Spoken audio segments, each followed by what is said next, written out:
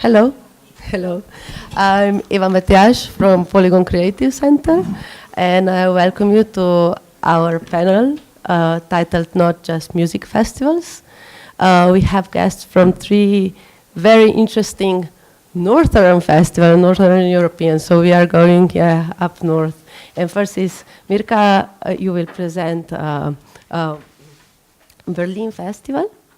We make waves.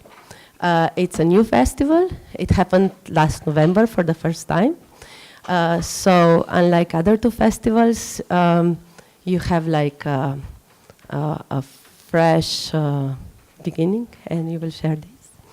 Then Sasu from Slush Helsinki, Slush Music Helsinki Festival, and you said you are more conference than a festival. It's a first tech festival and then music festival.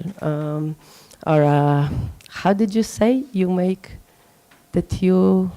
No, that was one thing I read. It's like a rock concert for tech industry or something like that. It was, yeah. And so with us is also Ingrid. Ingrid, sorry, but I didn't catch your surname because. I'm the last-minute substitute. Yeah. For Helen. Helen couldn't make it yet. She will be here in 2 hours, so we have to begin without her.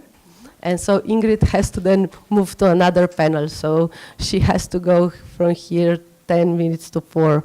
But our plan is that we are here talking about these three interesting festivals for an hour and 50 minutes, and then you ask some questions if you're interested to. So. First, maybe Ingrid, for you. Tallinn Music Week Festival started as a regional Nordic Baltic festival. And then now, today, after you started in 2008? 2009. 2009. Now it's like it's a big event. It's like much more than just a music festival. It's a big conference programs next to it. Can you tell something about it? Well, it's been like a natural progression for us, because we are not just like. Basically, our core team is very little. It's like 5 or 6 people, and we're all like. I'm not ashamed to say that we're like autodidacts in the field. So of course it's like a human nature, You want to grab everything, Not just, basically how does Spotify goes this year or something like that. We want to speak about, I don't know. Gender equality and socio-economical themes, topics, and etc. So just a natural progress for us. Yeah. So when did this conference part also started? Conference part was part of the festival from the very beginning, but initially it was like your typical music industry conference. But since let's say 2016, we started to broaden our topics, like to bring in like new economy topics and of course the same design thinking, let's say, and better cities, And we also have this besides the showcase festival, we have this city festival part as well. So we're like introducing the whole city. Yeah, I imagine when I was Googling and finding information, it's like a whole city celebration festival. Yeah. And it's so we have like, we're introducing from like our best restaurants to the contemporary arts of Estonia. And we have this city space activities like lighting up the city and, carving, this lighted pathways. Right. It sounds really nice. But Sasu, your story is a bit different. Music came later. First was a hardcore startup tech industry festival. Yes. And why music? Why did you then decide that music should be a part of it?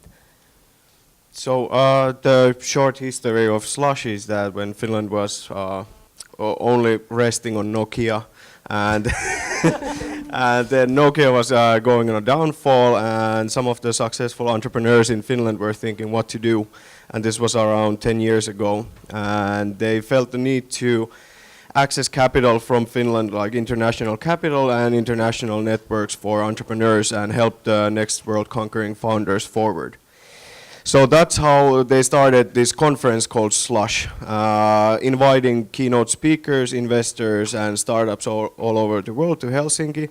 And of course, when you have a conference, you also have good parties. And with the good parties, like parties became a huge part of Slush in the long run. But then the story of Slush Music is that our other co-founder, Kalle Lindroth, who is a signed artist in Finland, was invited to Slush back in 2014, and there was a short, like 3-hour music track that was curated by the Slush program team. And then Ash Pernuri, the Avicii manager, was speaking about the music industry and the future of the music industry. And the other co-founder, Kalle, was after the keynote when Ash said that music industry is this small at the moment, but with technology it can grow up to like whatever, exponentially. And after the keynote, Kalle stood up and is like, yes, exactly. And no one else in the room stands up. Like everyone else is a tech geek or an investor, and they're like, what is music? Or like, what is music business? So then we met up with Kalle after that, and discussed that there is like a need for this kind of an event for music tech, and Slush would be a great platform as it has already like 2,500 investors in and over 2,000 startups in and 20,000 attendees with a great business mind. So then we suggested Slush that we will bring a new vertical called Slush Music just before Slush, so we can gather the music industry and the investors and the tech entrepreneurs to discuss about the future of music and how we can make the whole music economy work better. So this festival, Slush Music conference, it's 2 days before the Slush, the official, like this technical tech conference. Yeah, exactly. So we're on a separate venue, 2 days, and then we moved to the convention center for the next 2 days. So it's like a total Slush week with four days of conference program. So these geeks from the tech conference also visit the music part? Yeah. And also like many of the investors who are interested in the creative sector come to the music part as well. Super. But that's also one thing I was thinking, like the music is the only industry which is has a specialization inside the Slush festival. It's not like they have like all the other is just tech. It's for music business, and it's not like for, I don't know, that they would have some other thing like sport or. There are other verticals of Social. Slush as well, like, but they're working on a different setting. So we're the only like Slush organized vertical. But then there are individual side events called Smash, which is the sport Slush. And inside is Slush Y Science, which is more concentrated on science, of course. But yes, music is the only vertical, and kind of now when the music industry is rising and when like the total change is happening at the moment, like what streaming did, but now like where the music industry is going and how the power will be kind of disrupted. So we felt the need with the Slush team that it's the right time to organize such an event, focus. And like a huge need in the music industry for more capital to grow. Yeah, definitely. I think many of you agree, probably. Mirka, you are a bit different festival. It's more niche. It like both festivals. Also, Tallinn Music Week has also almost 40,000 attendees or something like that. So they are both huge festivals.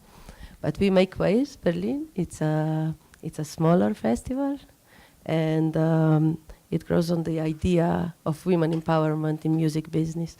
Can you tell us more about it? Well, for years we've been meeting at festivals and we've been watching like what was happening on panels and workshops, and we kind of felt like often it would end up with like people like complaining about things not being as they should, or too few women on the festivals, but nothing else would happen. Like it would be every festival again and again and again, people complaining and nothing happens. And we kind of felt like it wasn't going anywhere, and it was time to make a change and to actually gather women together or female identified non-binaries, and to start a network and to start a community and to help female identified and female musicians and music industry professionals to more visibility. You had like really interesting topics on the festival. I was checking the program first time. It happened last November, and it's like mental health in music, parenthood and music, breaking silence, combating harassment in music. How did you put together a program like this? Where did you get the ideas? Well, Speakers? actually we started out with the survey, and we asked a lot of people that we knew, and we asked them to pass that around. What are you interested in? What needs to change? How does it need to change? What could you personally talk about? Or like just in general, what do you want to hear on a festival? And then we of course also had ideas on our own, and yeah, that's basically what happened. And I mean, some of the topics like parenthood is such a big deal about women leaving the industry at a certain age because they want to have a family, and it's impossible if you don't have a lot of money to have a family and to be in this industry with these crazy hours. So what was the feedback on the lectures? And Oh, it was like really amazing. I mean, we started with like a community breakfast, which I didn't think would work at all because it was 9 a.m. and actually people were there.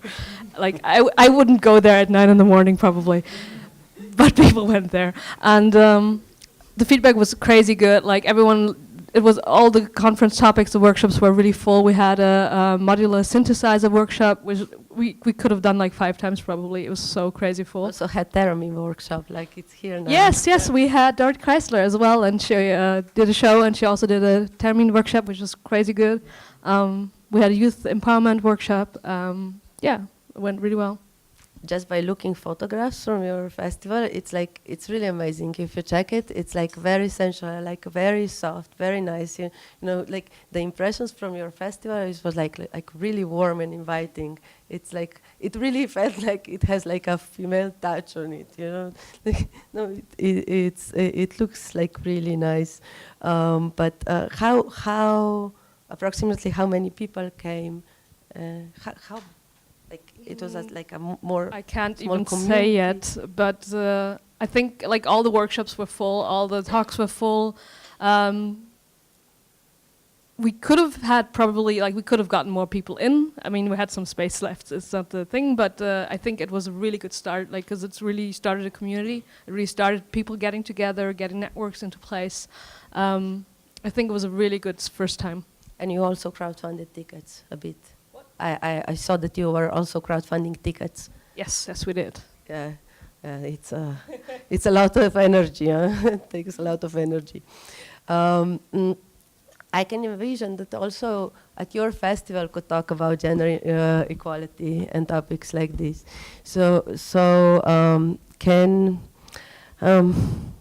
But you are more on the field of creative industries in general. Yeah, in general. I'm also like very familiar with these topics. Now currently we are talking about a lot about self-employment and things like this here. But what are the topics for the next? Because this festival, your festivals happens in November. Your will be next April. Yeah. This April, Yeah. of course. First week of April. Yeah. So can you talk about the program a bit that people know what will be? Okay, we have the main parts of the festival are this showcase festival of about 250 acts from all over Europe and beyond, and this creative impact conference, of course. Yeah. And then there's this city festival part, which consists of like this restaurant festival, city stages, like free concerts and, this art thing. And, I already told you about that. But, the conference, it's not just a music industry conference. It's like trying to bind together, we're talking about everything, like creative industry analysis and solution-based practices and, basically, and inspirational stories as well. So, but of course we have this practical side as well, like speed meetings and everything. Yeah, because I was checking a last year program because you didn't have it online yet. Yeah. And it was like, Wow. We're You just, can you know, go and listen to the lecture Yeah. of Moomin story, for yeah, example. yeah, Like for really Mumi crazy. story or a ballet from Nigeria, or Laibach, Yeah, you yeah, featured Laibach, Laibach last year. Yeah, very interesting stuff. So we're trying to bind together like past, present, and future and different fields. Yeah. Maybe one really interesting thing that connects our two festivals is that both me and Tallinn Music Week are in Key Change, and this edition will be the first time that actually all Key Change participants will meet, all 60 of us. Yes, Tallinn Music Week is also part of this Key Change project, and we have already booked like at least 4 artists, and there'll be some more, you know, and really interesting ones from like, you know, horror rap from Iceland to, you know, like this, yeah. It sounds crazy when you're looking at the program. And I actually think, you know, we have announced like 1/3 of the lineup, and we're going to announce the second part tomorrow morning if I'm alive. But right now I think it's 60% female acts or female fronted. Wow. That's crazy. Let's see number. how it ends up, because we haven't, you know, we don't have to have this 50-50 equality, but it would be cool if it will happen like naturally. That's the best thing. It's super when it comes naturally. It's not like being so forced that some people have to attend just because of the gender. I think we all agree that. Well, Sasu, I was reading for Slush Helsinki that it was this big greeting. Nothing normal ever changed a damn thing. Hey weirdo, step in. That was a key slogan of the festival, and it was all about phobia and utopia. But this was this Slush Helsinki festival. Like, what about music? Do you also build around certain topics, certain slogan, or you're just like? Yeah, we build our own like music focused program, and everything revolves around entrepreneurship, and that's the biggest theme during the Slush years. And this year it was just bridging the gap between music and tech, because we have felt that there is like this huge gap between like the tech people and the artists and the traditional music industry, and what kind of collaborations. And most of our programming last year were revolving around that theme. So monetizing, for example, what gaming has done like very well in the in-app purchases, for example. So how to kind of monetize the super fans, which I think like music could have a lot to learn about. From other creative industries and share. So many topics around monetization and also acceleration, building the network, because at least in Finland and the Nordics and what we have been touring around in UK, kind of the ecosystem for music entrepreneurship is shattered around smaller players, but kind of this independent factor. So Slush, the whole organization, is not for profit, and we're run by 3,000 volunteers. And if you add on the global events as well, we work in Tokyo and Singapore and building other cities as well. So it's a combined network of around 5,000 volunteers that fly into Finns fly to Tokyo, and Tokyo crew flies to Helsinki. And so the whole point is building this kind of ecosystem and giving a platform to the discussions and giving easier access to the network to kind of work into the field of music.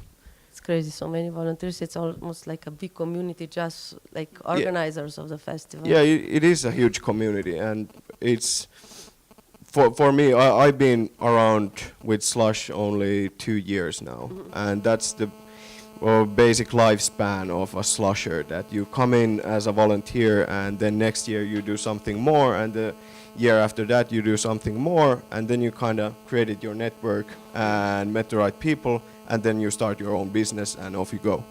So the average age of the it's actually a hub. yeah, exactly. It's like the event is such a small part of what we're trying to build and building every year. What happens around the year. So I like to call Slush like a people accelerator as well. So you kind of come in and you pop out from there, like figuring out what the hell just happened. You said that, like what previous president said, that this event is just the lightning and everything around it's the thunder. Yeah, that kind of covers it. Long-term effect. But at the conference, you have also a pitching competition. Yeah. And I imagine it's like there are investors and then they later invest in the idea. Which wins, or how does it goes? Yeah, so you can apply to the pitching competition with your startup. Yeah. And then we have a board of investors, music industry professionals, and then the Slush team. Yeah. And we take the top 20 startups, invite them to the stage to pitch in 4 different categories. Most conferences that have startup competitions usually bulk the startups if they're like hardware or let's say software or like AI technology startups. But then because we're aiming for more impact, so then we're like locally grouping the startups, because it's always easier to invest. Let's say you're an angel investor in Finland, you won't invest. Well, if it's a great company, you might invest in Europe, but you definitely won't invest in US. So that's why we kind of locally group the startups, because then it's a higher chance of investment when you're working in a region that the investors are. So for illustration, this year won this award, WARM, it's called like World Airplay Radio Monitor. And this enables authors to monitor radio plays and collect royalties by it. So that was the idea which won this year. And I think it's like really important what you do to really help music business or the authors to really earn or monetize their music in a way. So I think it's great. So who can, like, that's like maybe interesting. If somebody has idea, like, how can they apply the idea? Like, do you have before the conference, I don't know, call for? Yeah, we have an open call that opens after summer for the companies. Last year we were trying to build this kind of idea competition as well, so you wouldn't have to have a competition, you wouldn't have to have a company to apply in, because now you need to have a company to apply. So then investing would be like more simple. But we didn't just have enough time last year to have this kind of idea competition. And we were working with a venture capital from Belgium called Lean Square. And they're working very closely with an event called California during the Les Ardentes Festival in Liège. And we were we would have liked to have this idea competition where the best ideas win, and you come to Slush and you do workshops throughout the whole day with mixed themes. So you would have like inside the team not only music industry people, but you would already have investors kind of modifying the whole idea, and not even like then designers and architects and like people from way other industries, mobility, like automobile companies, joining the workshop to kind of refine the idea, refine how it will work, and then you would go to the funding process. Of course, that you have like already this interdisciplinary audience or co-creating the idea, because the same feeling I got with Tallinn Music Week, that it's so many different profiles, so many different people, that if you come there, that like you can have like a lot of very interesting meetings and meeting different people. So I think this networking part is a big part of your festival. Yeah, of course it is. But you know, as opposed to Slush Festival, you are like hardcore professionals. You know, we are there more like to connect and inspire people. You know, because we have so many questions ourselves. You know, so we have to gather all these wise men around us, and women, of course. So it's less structured. Or It's like, yeah, of course it is. You know, it's but in a way, you also have like this. It is a quite powerful festival. Like you have present in each year opening. And, yeah, this is why if you have some governmental issues, we looking some answers for, then we just Estonia is such a small state. You can actually really email to president. Yeah, it's like a bit smaller than Slovenia. You have like over a million population. Exactly. Like. Yeah. So it's pretty easy to do it there. We can Instagram ours. It's like emailing is different, but so actually there is some cases where the ideas developed on the festivals turned into some policies in the government. It happened already. Yeah, sure. Can you share some examples? What is, could you define a question? I don't know, that you have some agenda, some idea, some concept which was created on the festival, and this idea went on the government, like, and people started. Well, for example, we're not doing this telemusic festival, only that festival, because basically on daily basis we're working like a little company. We're doing different events, like for example, with this European presidency, concerts and other events, and now we're trying to help Narva, the easternmost city in Estonia, to run for the European capital of culture. Yeah. Right. So yeah. When it's no, we just launched the campaign. So let's hope for the best. The decision is they're going to make a decision at the end of the year. Which year? Yeah, 2024. Yeah. Oh, that's the same like Slovenia also. Yeah. I think. Okay. Great. But by my experience, like you can have like all these big decision makers, but some very crazy ideas or like ideas which spread and change viewings, like happen in a small environments also, or like in a small communities. How much power do you have with? Do you think that this festival generated in Berlin some community, some energy to change it? The environment, the perception of the gender equality, for example. I'm not quite sure what you're. I'm saying that the ideas you had on the festival, is like these waves went forward, to change something? Do you feel like you had some impact? Yeah, I think it definitely had. I think it connected a lot of people already, and a lot of collectives. I think those are like almost more important, because within each collective you already have those people who have the same goal like you, like she said, or Femdex or female pressure, and they all do their own thing, and then rarely they connect. So the more you get those collectives connected, the more things will happen, because together we are way more, and we're more forceful. Yeah, definitely. It's just like, festivals can be just a start, I think. But how do you plan to make, you will do another year, another repetition of the festival in 2018? We're working on the new ideas at the moment.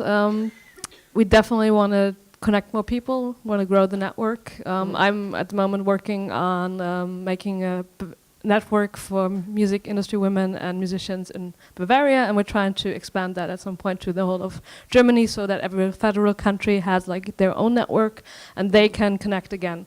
And I think by small steps and by inspiring people to do that in their own hometown, in their own country, I think, and then connecting them again and giving them pointers, like collecting ideas of how to do it, how to put a mentoring process in, how to start up something like that in your own country or city. I think that's the goal. It's like a toolbox for setting similar festival, because I often feel like it's very, like you are doing the franchise of the festival, but it's very often that the festival like happened in Berlin, it has an impact on the region, but it would be logical that it's possible to repeat it somewhere else, because it should be repeated, We actually thought about it at the beginning, about like having it move around like WAMEX every year. That was the initial idea behind it, and it might be too difficult to do that, but to have like events in other places as well that are like hosted by other people, but that we come in and help organize in some way or give advice to. Yeah, that would be great, and I think for many topics it would be so much easier. But for Tallinn Music Week, you are not thinking about franchising the festival. No, there are loads of music weeks Yeah. around the world. Yeah, of so course. we haven't like patented the term at all. So yeah. No, as I already told, we wouldn't want to deal with another festival like that. We'd rather go somewhere else and do something different, you know. Yep. Yeah. And like that's a question for both of you, I think, because with the older the festivals they get, like sometimes they lose this spark, you know. Often people say, "Oh, you should go to this festival," but then after 3 or 4 or I don't know repetitions, then they say, "Oh, don't go. Like, better go somewhere." So how do you keep the spark? You know, by We're trying really hard not to get established. Because we get bored too easily. So, and the moment we feel that everything is going so smoothly, you know, then it's time for a change or some, you know, major shift work. So yeah, so we're keeping ourselves busy. Yeah. But what's the ingredient? Like changing the people, connecting with some other people? No. The people, you know, surprisingly, it's been the same core team since the really beginning. It's like Helen Tildna, the head of the festival and founder, and I've been helping out. But you know, the core team, 5, 6 people, we have been working together for like 3 years, I think so. And before that, you know, some of them worked as freelancers, you know. So basically, we're like a group of friends. So no.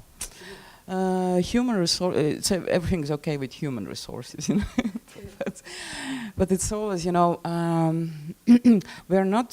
we haven't dealt with like, you know, building our own like success stories. Maybe we should concentrate on that in the future, you know, because we're always like searching for new sounds, new thoughts, like new speakers, etc.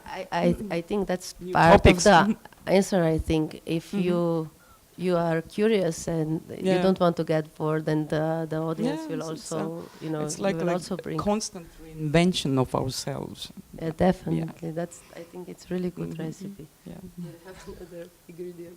Yeah, like for us, as I said, the lifespan of a slusher is so short that every year we get a fresh team, and the average age of the organizing team is around 22, 23.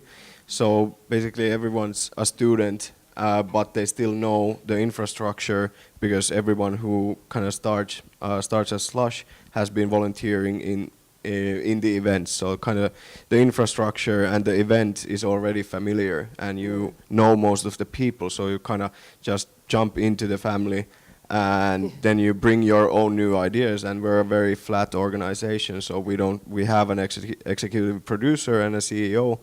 But that kind of, those are just titles because you need titles when you want to kind of sign contracts. But but for that, like, we're super lean on this decision making. So everyone like, the idea of a Slush airplane was thrown like a couple of years ago by some of our volunteers. Like, it would be so cool if we can like have a plane from San Francisco to Helsinki, Slush branded. And it happened now 2 years ago that we actually had our own plane flying in from San Francisco.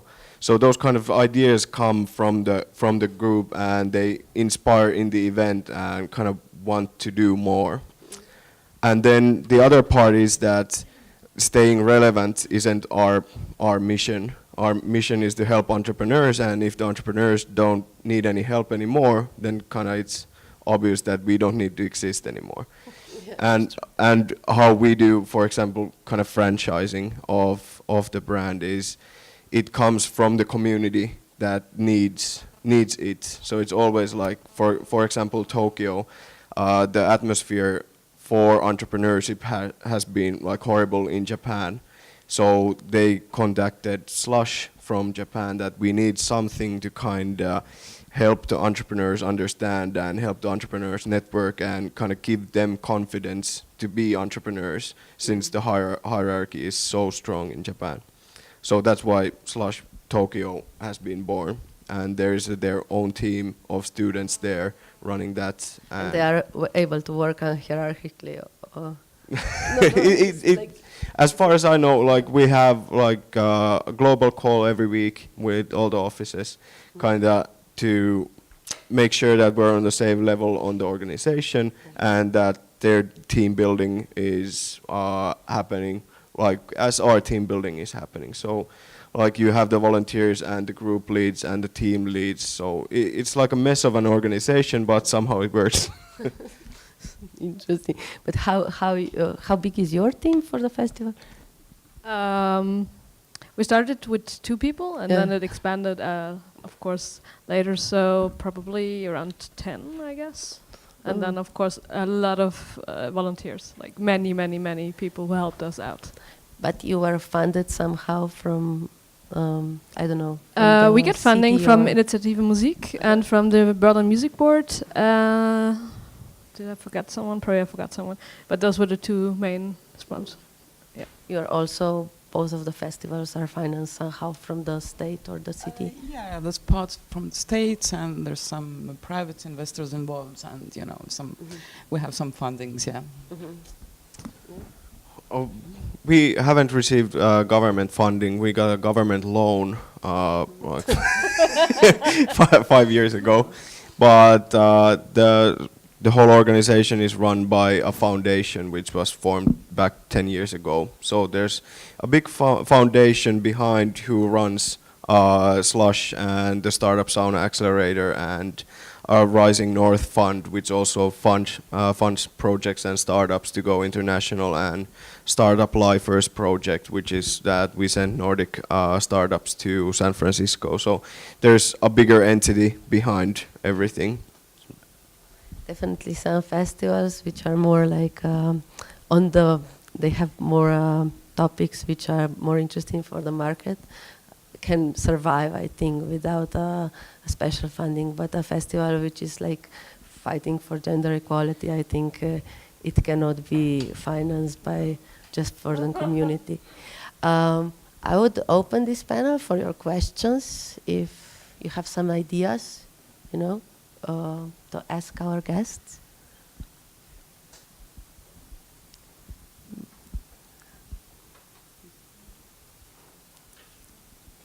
You get my microphone. Okay, so we talk further, but don't be afraid to raise a hand. We have another, I think, another 20 minutes, or you have 10 minutes to yeah.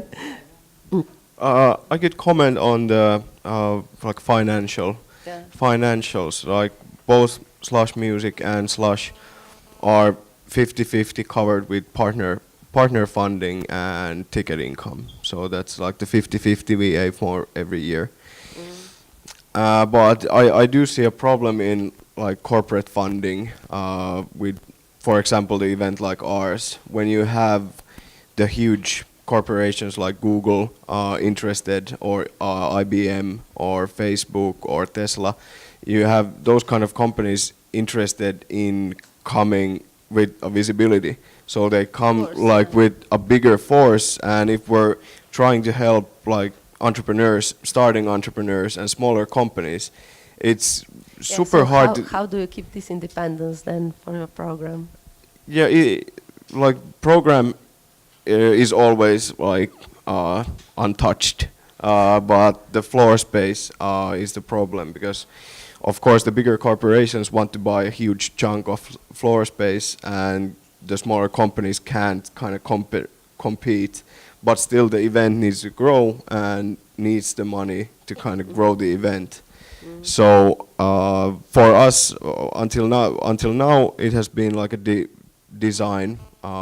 We have a great designer for the event and technical supplier called SunFX, and there's always like the whole convention center is designed to be something from another world. For example, this but Utopia. It's really a huge space. If you check the video, it's like really huge space. It's a stadium, almost. Yeah, like 20,000 people in a convention center. So, 20,000. so kind of how to design the people flow in the event, and how because the corporation can't just like buy the floor space and build whatever they want. We have our own design guideline for partners as well. So they need to be in line with the whole event design, so they can't build anything that they want. So that's how we've been kind of solving that problem until for now. Yeah. You had everything on one location, or you just We had two locations. We had a really beautiful space called Elisabeth Kulturort, which has a church. It's really, really amazing. And then we went to Koet Macht Neu, which is more do-it-yourself kind of vibe, which is only 5 minutes from a foot for the parties and some part of the conference.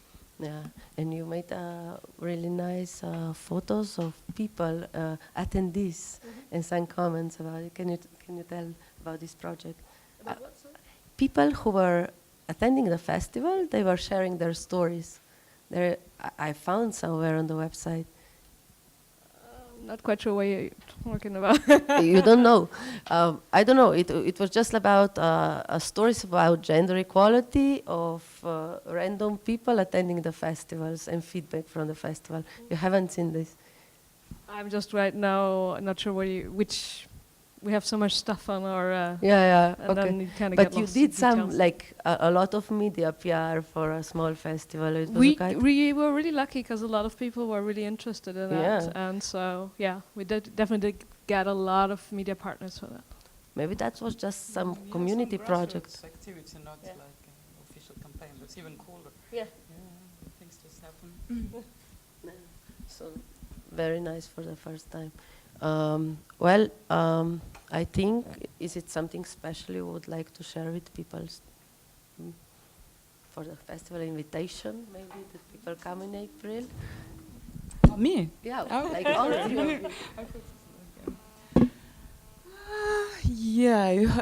Basically our festival, it's built around the ambience. If you're really eager to explore the whole city, maybe even like, of course the showcase part is pretty strong, but we'd love to create some kind of special ambience and explore some abandoned places as well, to give like a new lease of life to some, I don't know, Soviet era garages or something like that, to put some secret gigs there, for example. Last year we had Tommy Cash performing there. So yeah, it's not just who is going to be the next big thing, because we all have this ability to become the next big thing. And a lot of times, like if you find a different place which was like never discovered before, then also make this symbiosis with the content. It's somehow different. Yeah, exactly. Yeah, it's a beauty of it. Actually, I have a question to you. For example, if you do the Slush in Japan, do you also have to, like create some kind of different kind of ambience there? Because they have their own, like, maybe even aesthetic view on that, or no? Well, or is it just straight business to business? Well, it's more the whole team that is working in Japan creates the content for the event. But we do have our own design team from Finland, so we do the design in Finland, and then we fly in our own technical crew, of course with the help of the local crew and local designers. But the theme and the design is made in Finland. Okay. But then the content, and of course we for example share speakers from the shortlist, etc. But mostly design from us and the content from the local team. Yeah, I think it's pretty easy to work with Japanese because they're the fans of Moomins. Yeah, I haven't been working. The same kind of sensibility. Yeah. And Singapore is a bit different. Yeah, I haven't been working with the global teams, as I've been focusing for the music part, but I'm sure they have cultural differences. I'm pretty sure. I definitely think you should spend season with the festival. Because it's when you were talking how to make the different festivals, it's with all these bottom-up movements, like the good side of shared economy, let's say, all this non-profitable side, which was really bottom-up, like grassroots. Also happened that we have this, or maybe, I don't know, I remember sharing You this. can see the Me Too debate. Yeah. That's Yeah, the same yeah, thing that yeah. happens, and it just goes upwards. Yeah, what's your opinion on it? I think it was high time to do that. You could see that it already changed. That now it causes. There are some men who feel like they're the victims in this, which is so hilarious. And you said that, like, I think in Scandinavia and Sweden, the musicians actually formed a petition and also rather like all those stories about things that happened to them out. So it actually inspired a lot of people to step up and say, okay, this has gone far enough and we can't go on with this. There's this Women on the Audience festival in Sweden, I think. I can't remember something. You know about that? Yeah, I can't remember the name. I know that Robin is building it in Sweden, and Max Martin is a huge contributor in that festival as well. It's extreme, but no, it's two festivals. Queen of Pop and one more. There's only one is only female artists and one is only female audience. Of course it's extreme, but at least it works because it's it starts a debate around the issue. Generally, you're feeling optimistic that it's a change in the music field. I think there's a start of a change, yes. And I think it's like we have bottom up and then we have key change and movements. Both top down and in the middle, somewhat, because you have big festivals, and actually they have, all the festivals within Key Change have decided to have a 50-50 lineup by 2022, and Eurosonic actually also pledged themselves to that, even though they're not the Key Change program. So I think there's a change, and I'm going to really look forward to see that happening. I think that's a nice closure of our debate, I think.